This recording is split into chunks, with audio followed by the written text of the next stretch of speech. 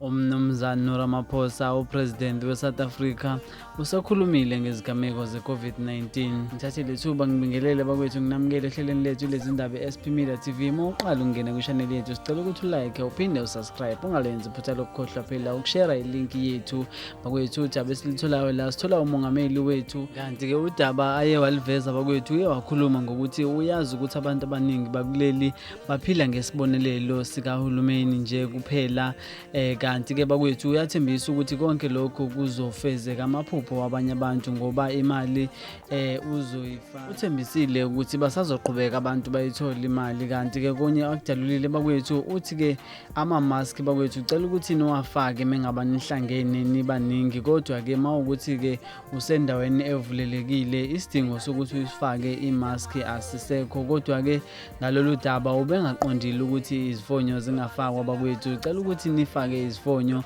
nilandele imithetho kahulumeni ukuze siphephe phela sonke South Africa. Kanti-ke sizokhumbula bakwethu ukuthi uRamaphosa ubeke wakhuluma ngayo le nyanga ngomhla ka-21 njengoba bokuyi-Human Rights Day, ekhuluma ngamaqhawe asadlula emhlabeni, ebonga amagalelo abawenza ngezikhathi zobandlululo. Kanti-ke futhi bakwethu okunye uye wadlulisa induduzo enkulu kwimindeni eyalahlekelwa ngezikhathi zobandlululo. Kanti-ke kuningi bakwethu akukhulumile, kodwa-ke uye wathi mayiphetha-ke ukubambisana nokuhloniphana kwesizwe ikona okuzokwenza ukuthi sikhule isizwe sindlondlobale siye phambili, siphinde sidlule sonke kule simo se-COVID-19.